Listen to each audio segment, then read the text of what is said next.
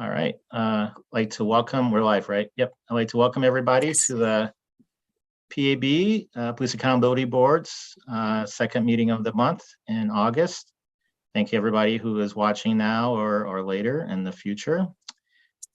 We all are anxious for us to get to our reports and to hear updates from the staff and the board about the going-ons, and also introducing our new board member. So I'll start off with introductions. I'm Larry Knox. I am the chair of the Police Accountability Board. Matthew. Hi, I'm Reverend Matthew Nikoloff. I represent the City Council seat South District. And welcome to Daniel, our newest member. It's really great to have you here. Dwayne. Dwayne Bosco, acting manager of PAB. Dr. Harvey. Oh, you're muted, Dr. Harvey. Dr. Harvey. Ricky Harvey, mayor's appointee. Welcome, Daniel, to the board. Thank you, Dr.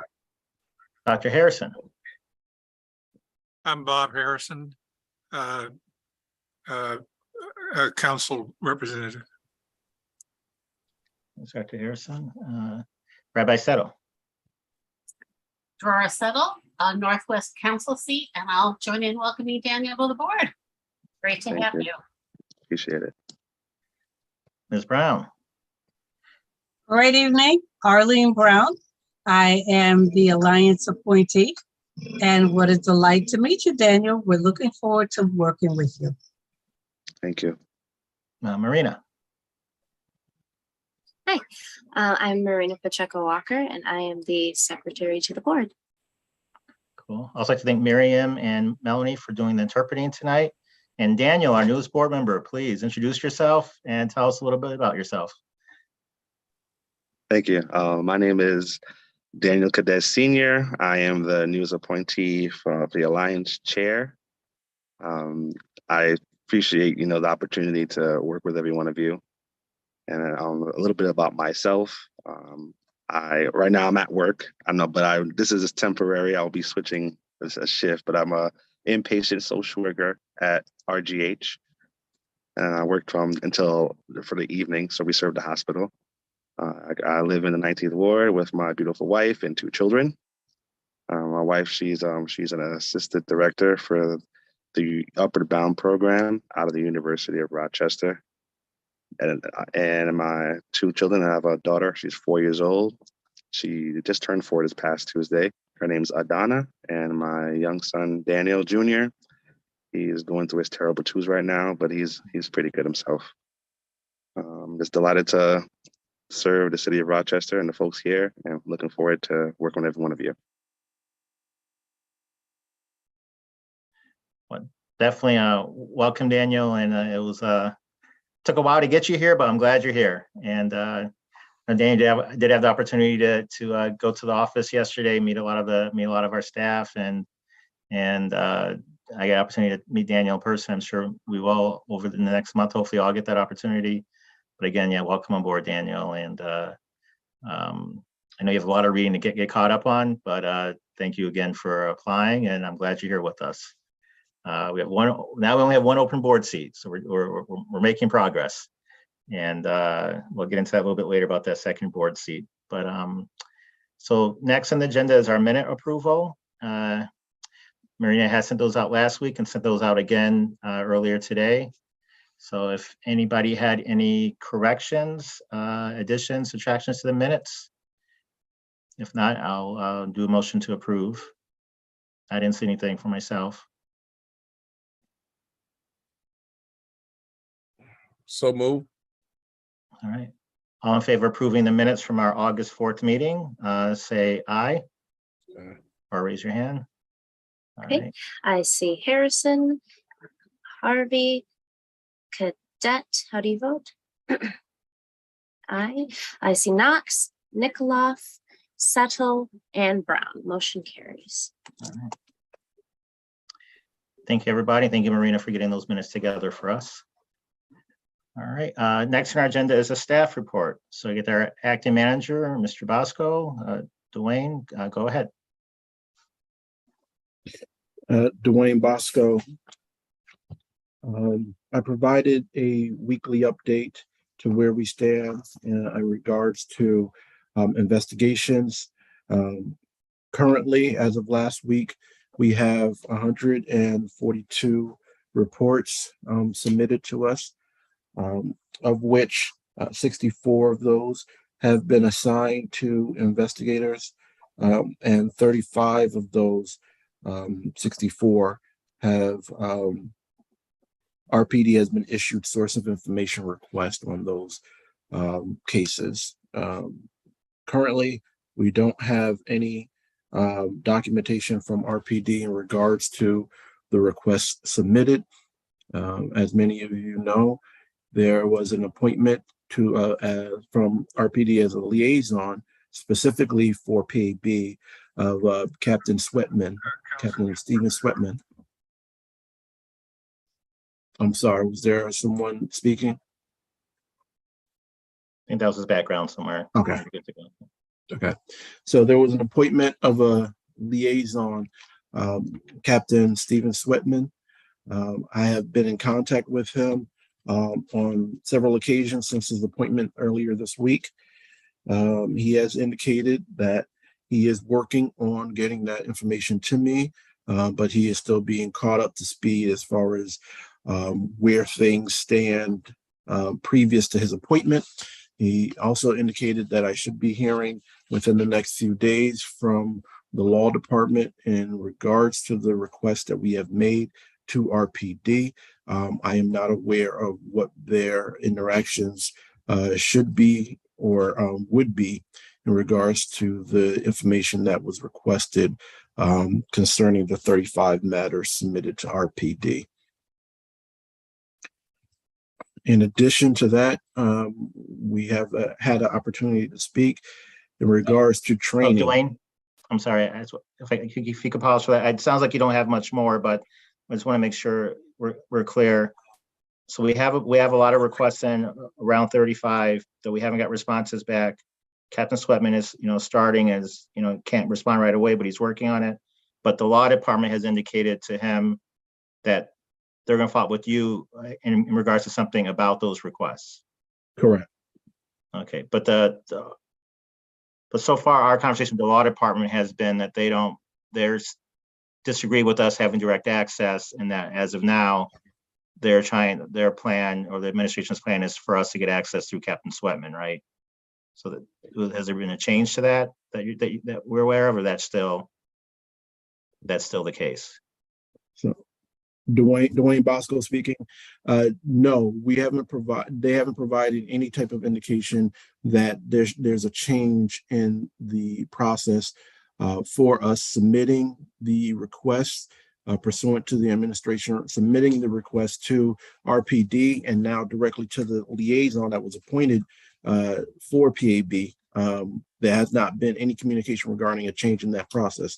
What was agreed to was that we would submit source of information requests to RPD directly, and that they would fill those requests, whether they be arrest records, body-worn cameras, or any other type of documentation that we are entitled to carry out our independent investigations. And that process has not changed. So I am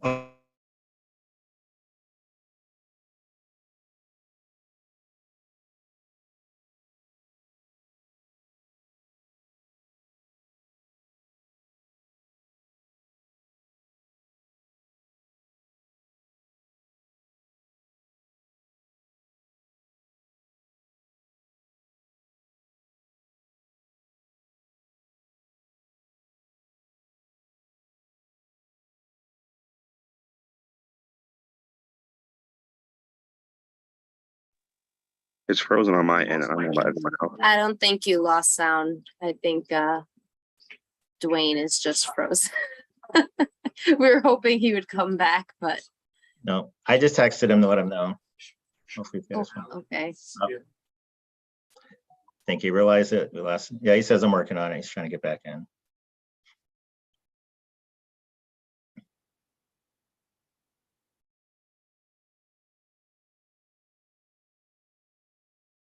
There he is.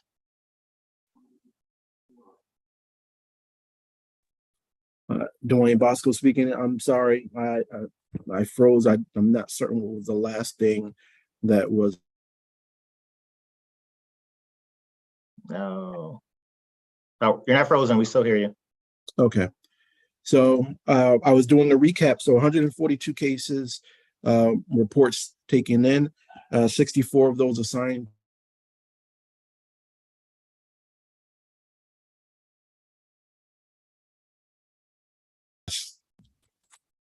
And none of those requests have been met to date. We lost you again a little bit. Maybe try turning off your camera. Sometimes that'll help. Okay. Is that better? Okay. So, just 142 reports submitted.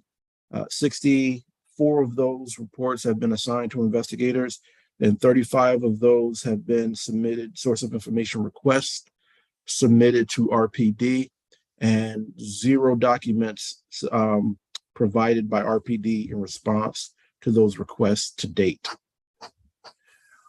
In addition to the response to source of information requests, we also discussed, and we being myself and Captain Sweatman discussed movement on training, including ride-alongs. He alerted me that they'll be moving forward with the ride-alongs. Myself, Lieutenant Bellows, as well as Lieutenant Ince will be scheduling some ride-alongs starting next week. The first ones would be with myself and Larry, and then we'll get a schedule together moving forward regarding the ride-alongs. We have 23 of the waivers have been submitted to them. The board is obligated to go on these ride-alongs. So if I don't have your waiver form as of yet, please make sure that I get them as soon as possible. For the additional trainings by RPD, those are going to be preliminary. I'm sorry, they're going to be scheduled as of right now. We're looking at September, late September, early October, for about a 4 or 5 block training for the entire team. And those trainings are covering courses that we've already discussed before. So that's the tentative plan right now regarding training. As far as materials are concerned, Lieutenant Ince did provide me materials in regards to our request from the July 27th meeting. However, the materials that were supposed to be supplied were regarding training materials that previous CRBs have undergone, or those that officers have undergone. The material sent over to me listed just general orders and nothing beyond that.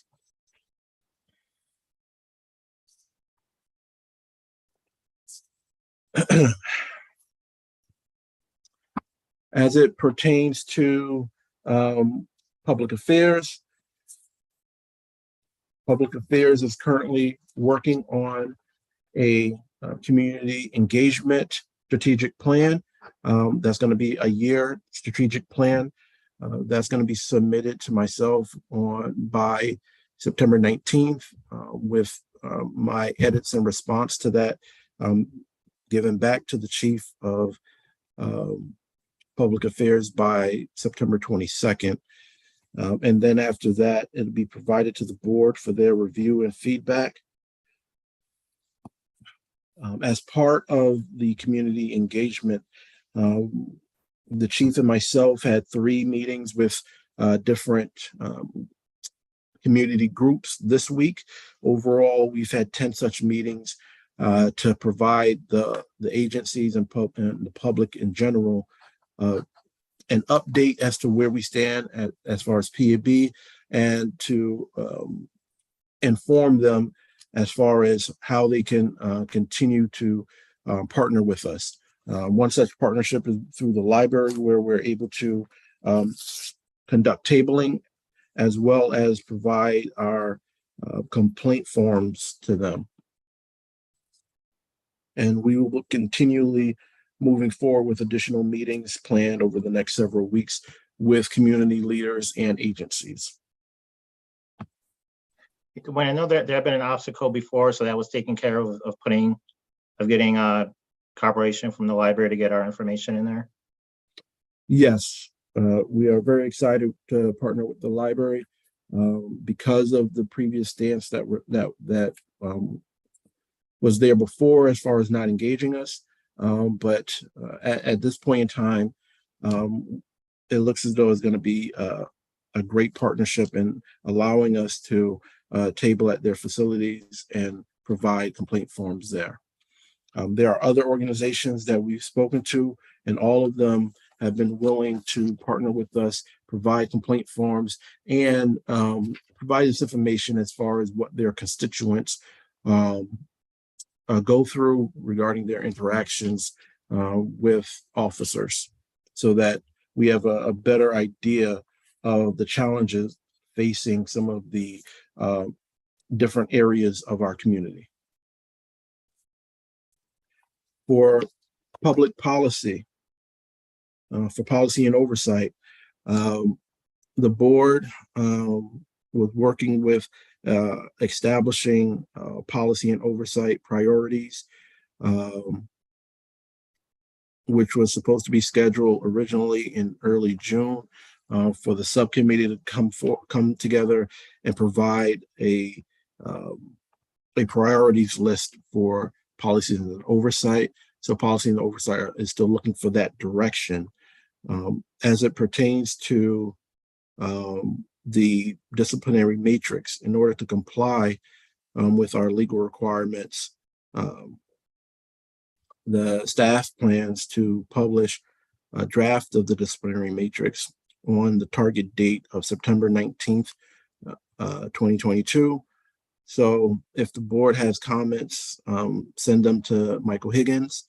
We also plan to host a series of internal and external workshops to get comments on the draft matrix. Lastly, policy and oversight has a target date of October 1st, 2022 to publish a data transparency review of RPD.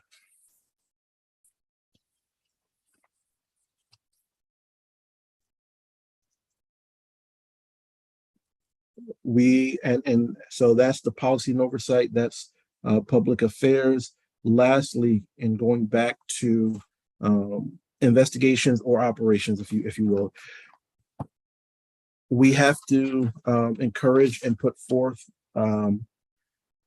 the SharePoint training. We have several cases that can be adjudicated and closed.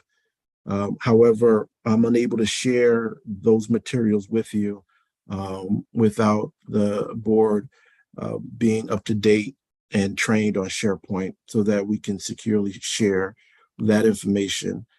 So if the board can schedule the SharePoint training as soon as possible, so I can get those cases and materials before you, that would be great. In addition to that, Dwayne, can you pause one moment? I know Marina, if you could speak on that, and then Rabbi Settle. About the SharePoint training.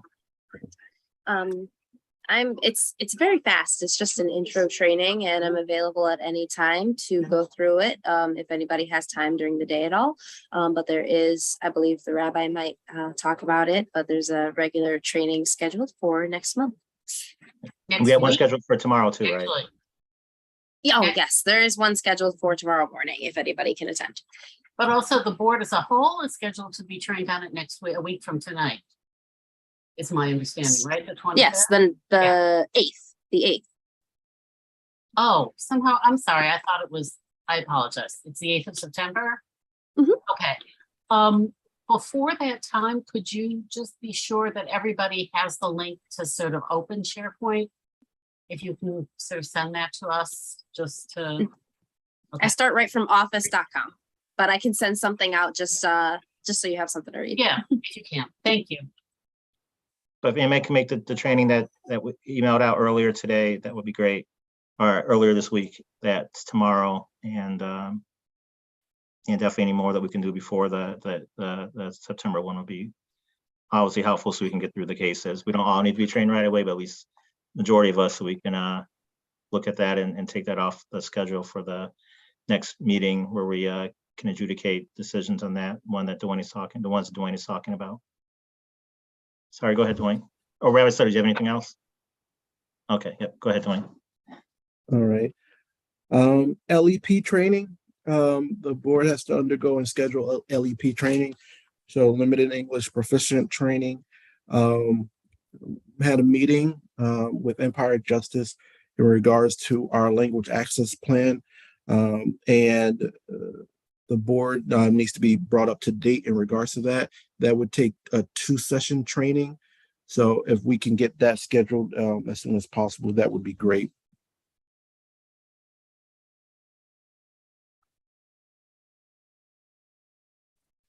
Dwayne, I'm sorry, I just have a question about that. Is that because it's mandated in the charter, or is there something related to what we're going to be doing when we review and decide on cases that it involves? It is related to what you're going to be doing in regards to. Thank you. Yes. And we are still working with the city to try to get our language access plan approved. We're meeting with difficulties in regards to that. Roosevelt and I will be contacting President Melendez in regards to getting our language access plan approved and getting an individual hired and brought in so that we are not discriminating against a very large community here in Rochester. And that concludes my report. There are additional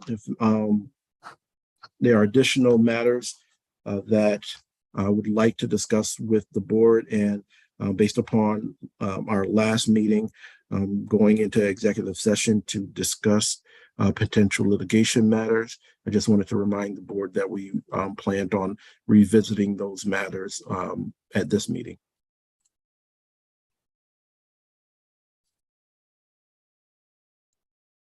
Thanks. Yep, that will be later in the agenda. Did anybody have any other questions for Mr. Bosco? Okay. Thanks. Thank you, Dwayne. We'll be talking to you later and probably all throughout. For chair's report, as the first thing I have to lead off is my ecstatic happiness of having our newest board member on. Long delayed, but finally here, Danielle Cadet. So again, I'd like to thank council for taking that vote earlier in the week. The Alliance for nominating Danielle many months ago, and us finally having some more help and support on the board, and just take everybody an opportunity. I hope everybody on the board takes an opportunity to give Danielle a call if you haven't already, just to talk to him and hopefully get lunch or breakfast at some point, just so we can all get to know each other better as we do this work going forward. And if you haven't had a chance yet, Danielle, went to the office yet, but all of us as board members try to make sure we stop by the office. But just I'm really happy to have Danielle on board. We have one opening right now on the board, and hoping that can get taken care of sooner than later. Not as long as this one took, but really happy. And we've been talking a lot in these meetings about the need to fill that board seat, and preferring that it be done within the time frame prescribed by law, which is 60 days, which hasn't happened. But we are glad that Danielle is finally here. So again, congratulations to the community for having somebody who was a part of the fight to make this happen. Danielle was very much engaged in getting this on the ballot and making sure that we got the support that we needed to get it passed. And he is here on the board now. So thank you again for joining us, Danielle. Another thing that kind of came up that it's a continuing conversation, and again, something for the community to keep their eye on is the access that we need to actually do the work that you have, voted this body into doing, which is our investigations and not having the access to the databases and the information that is needed from RPD. Obviously, there's somebody assigned to do that now. There's a process that they've been working through, but it's our belief as a board that the law says, and our understanding when it was passed, and our understanding even throughout our conversations with the city, is that our staff, select members of our staff, should have direct access to those databases so they can get the information needed to continue the investigations and policy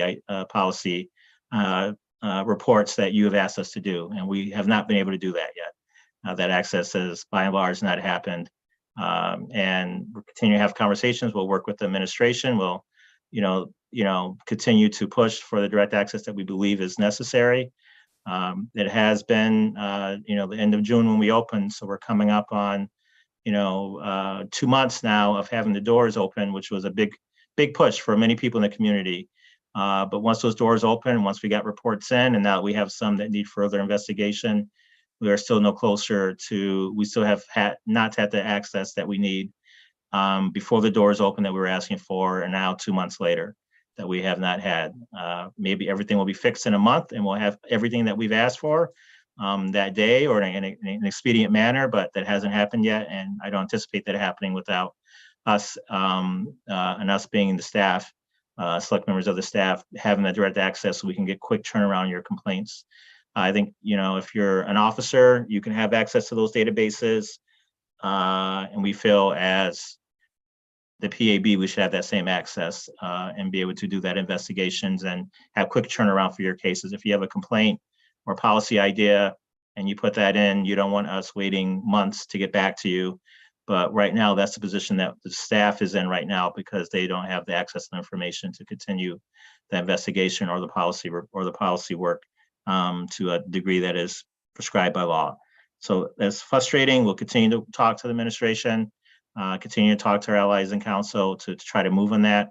But that is a holdup right now as we have investigations that we aren't able to move forward on because we don't have access to that information. And once we get access to that information, that is still a long process to go through that. So it's not just a holdup of having that access and getting an answer right away. It's that we can't even start that second part of the process of looking at these cases to make decisions and have those be brought to the board. Mr. Nikoloff. I think that's my dad's name, but thanks. Oh, yeah. No, I just think, we've tried different tactics to get the attention of the administration. I think one thing that people in the community should be concerned about is one thing that often breeds the breakdown of civic trust in civic institutions is this kind of thing where there's obfuscation, where the executive branch of the government who's in charge of making sure laws are followed is not following those laws. And both global and local history has shown that when this starts to happen, it erodes public trust. And it doesn't just affect the work of this board, it affects people's attitudes towards institutions and eventually leads to more of the unrest and violence that we've seen across Western New York this last weekend, extremist groups, and also within the city. So the more that people act like there's something to hide, the more that people resist kind of these kinds of positive changes where that we're able to move forward into a new era of government where there's more transparency and accountability, the more that hurts the public trust and the less likely people are going to be to invest in future things, and not just in PAB stuff, but in government projects. And I just think the government has nothing to hide. I hope that nobody's afraid of retaliation for cooperating, or that the people that we're trying to get information on have so much power that people are afraid to just follow the law, especially those who are responsible for enforcing that law and making sure that it's enacted appropriately. So again, especially to our executive branch here, like we need you to follow the law. We exist as an accountability board to get you to do that. But people are watching and they're seeing you erode their trust and they're seeing you flout the law. And we need that trust to be restored, not only so that we can do our job, but also so that the police and others can do their job as well safely. And this is just not helping anyone. And I think it will have bigger ramifications beyond the PAB as more and more government institutions continue to erode the public's ability to trust in their willingness to enforce the laws. The fact that we had an extremist rally just an hour away from the Rochester City this past weekend should show that this is not a time where we want to be eroding that trust. We need to be building it. So I would hope that the government and the mayor's office will act more rapidly on procuring like the rule of law here, the real rule of law, which is actually in the charter, right? And the rule of law that helps the citizens. Thanks.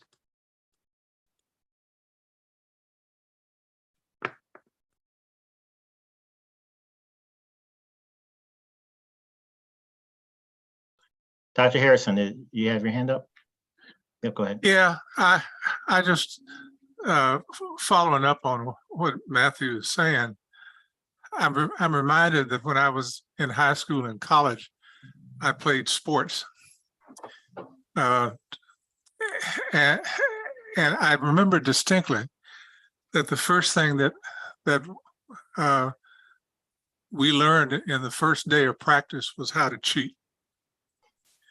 That's just a part of sports, and I think to expect laws to be scrupulously followed because they're on the books is asking for more than human nature provides. We have to expect that the people involved will cheat, and that's why there are referees. And we need to get a referee involved in this game to call balls and strikes, to just mix metaphors a little bit. Thank you. Well, he's an umpire instead of a referee, then I think you'll be no more mixing after that. Yeah, Dr. Reverend Harvey. Dr. Harrison, that was a great analogy that you just used.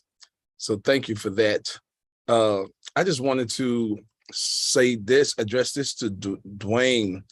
Since I last met with the board, missed the meeting, I've had 2 phone calls from citizens in the city, basically sharing with me incidents that happened with them in, concerning what they would call misappropriate behavior from the police department. Dwayne, could you say in short what a citizen should do when they feel that they have been wronged by the police and they have kept their calm, they obeyed, they did everything that they were asked to do, and they still feel violated and they want to report it? In short, what should that citizen do? They should contact PAB either by phone, email, or visit our website. And at that point in time, they can file a complaint in regards to any type of alleged misconduct. If they call, somebody will walk them through and explain the process to them fully.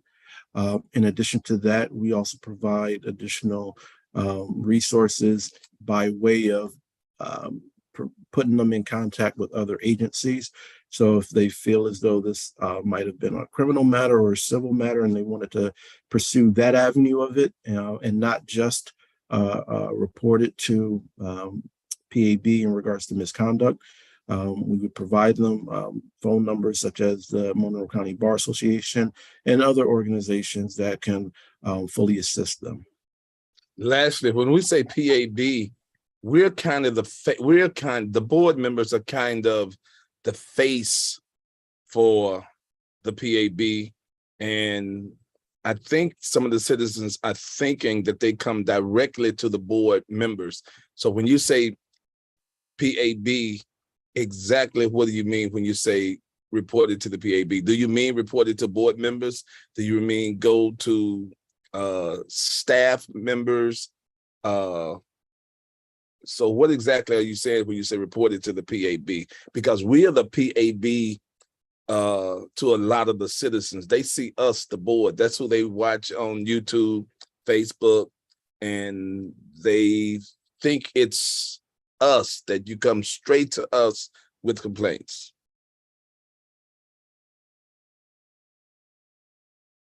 You're on mute.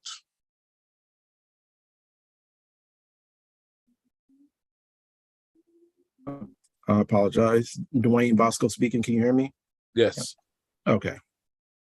So you would actually reach out to the PAB staff.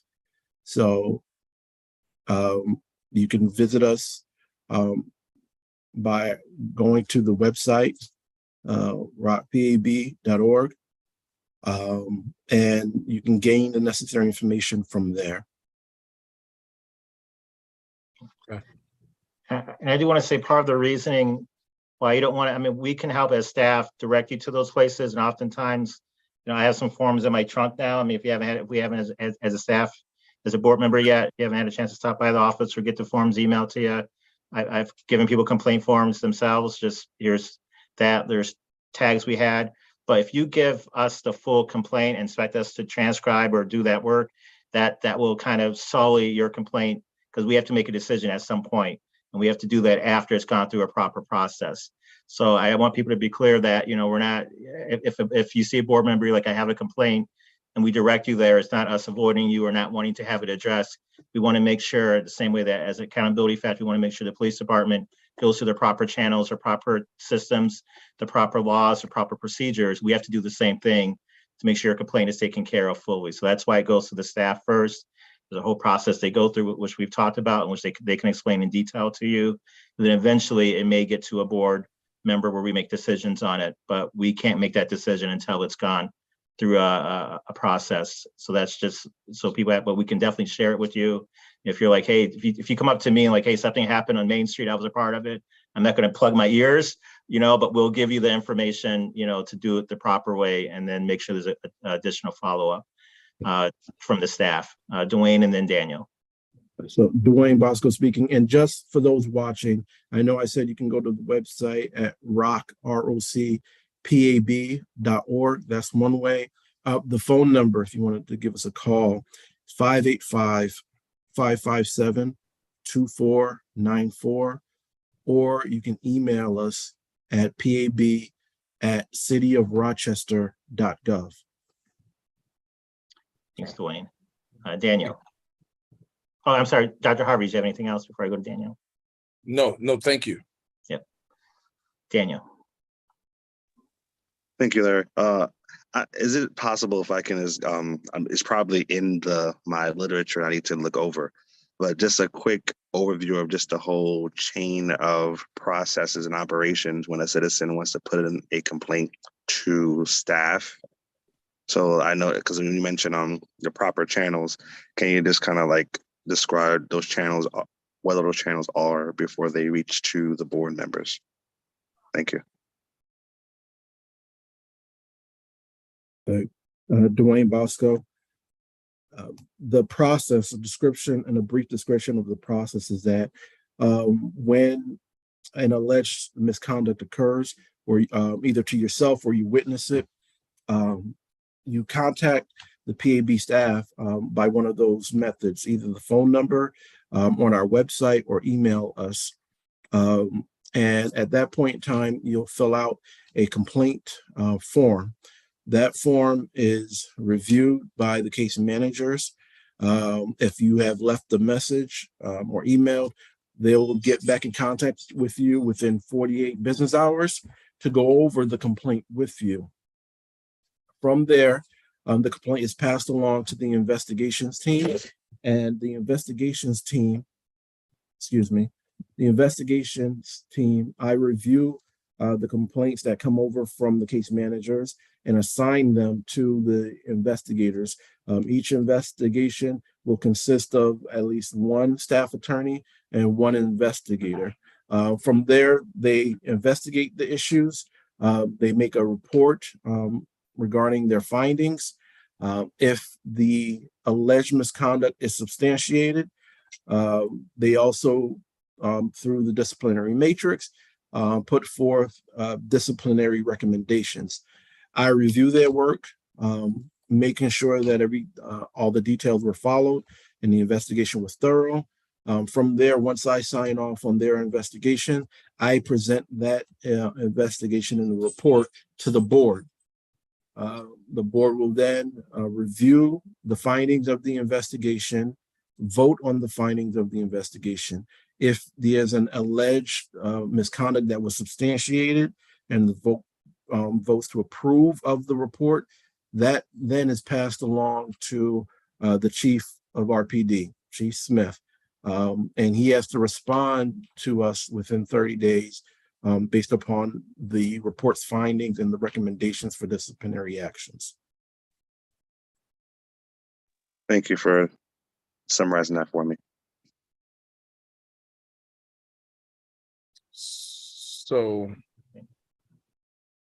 So when you say you review, are you reviewing in the from the standpoint of executive director, acting executive director, or are you reviewing from your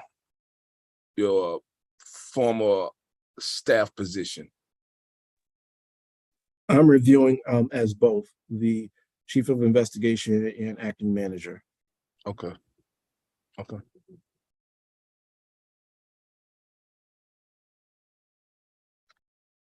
Any other questions?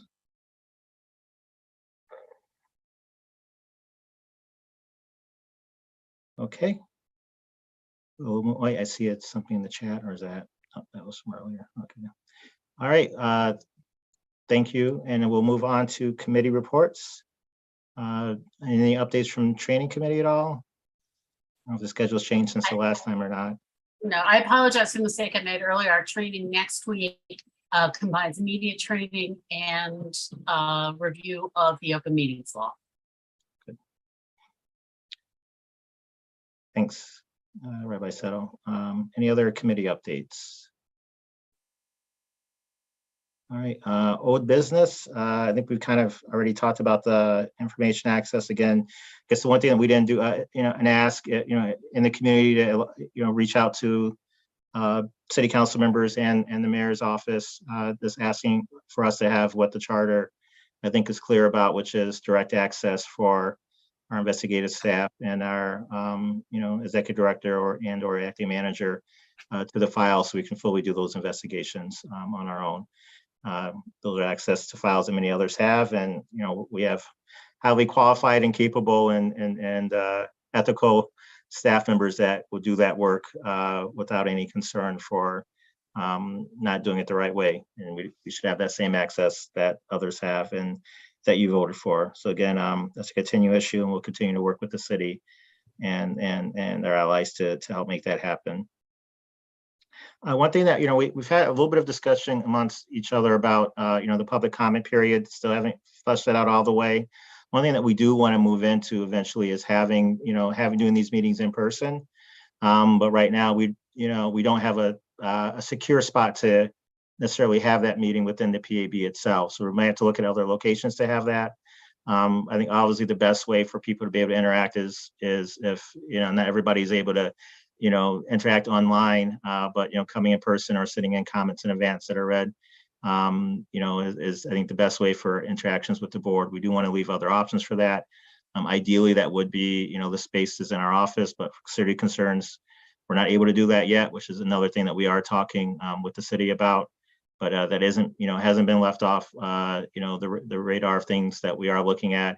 And of course, you can always reach out to individual board members or to the staff in the PAB itself, with any ideas, thoughts, concerns that you have, and we will look at them. And I'll be honest, we do get stuff, but we're not getting thousands of things a week yet. So if you send something, it will definitely be read and looked at. Your complaints are obviously taken care of, but if it's something that's not necessarily a complaint or policy idea, they're all looked at. Even things that regular questions you have or things that it's in a board meeting, even if you can't get in and right at this moment at our board meeting, please do reach out in between, and we will follow up. At a matter today that we had to do some follow up on that. We that followed up with somebody that we had met with. So we will do that as quickly as we can, and just give us a call if you haven't got a response by email in a good amount of time. Any other old business from anybody? Dr. Harrison. I don't know if this is an appropriate place to. Well, let me sit back whenever. Matthew already said no, it's not going to be. But go ahead, Dr. Harrison. We'll see. Well, and I'll probably screw up how I present this, but I don't want to sound maudlin about it, but to me, all life is precious. And I was reminded the other week how differently we treat loss of certain lives in our community. We have people who die from violence every few days, and in most cases, we never even acknowledge their name. I'm not saying that everyone should be treated with the same pomp and circumstance that a deceased policeman is, but I wonder if a part of our meetings every month shouldn't be to acknowledge the loss of citizens.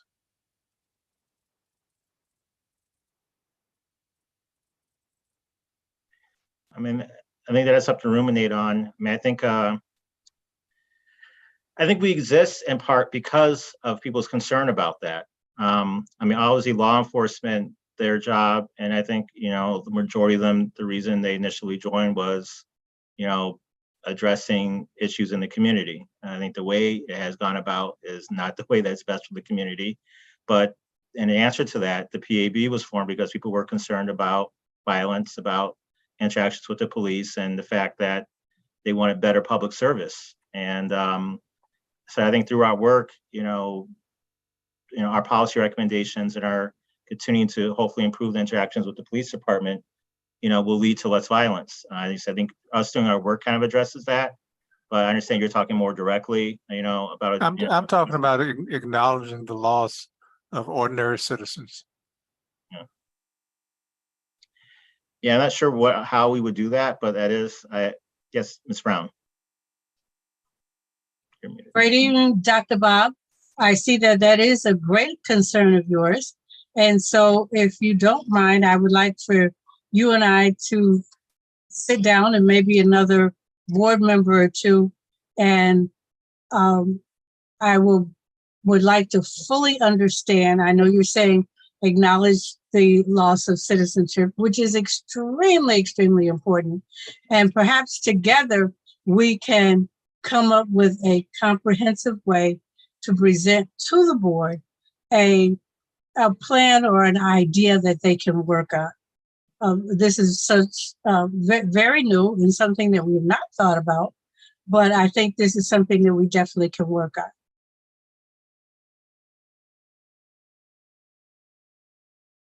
I'm done, Larry. Okay. And Dr.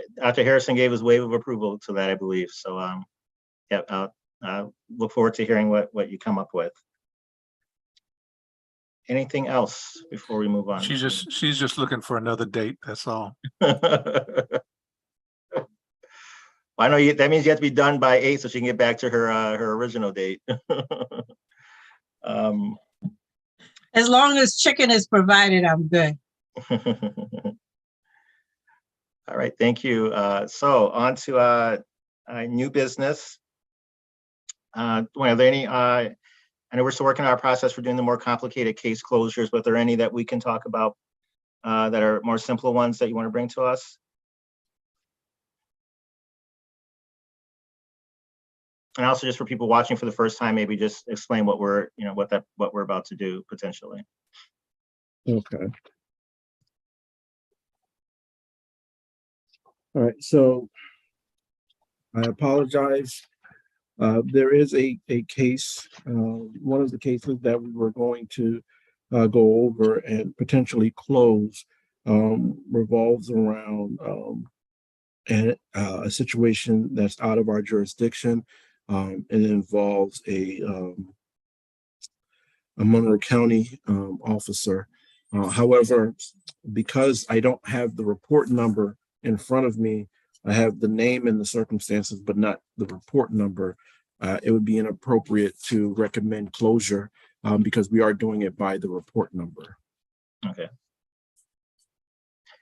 Well, that's following the rules and regulations to the T, so I understand that. This question for this case involving the sheriff's department, were there any RPD officers or personnel involved at all, or is it totally just sheriff's office? Just the sheriff's office. Okay. Yeah. All right, we'll save that for the next meeting then.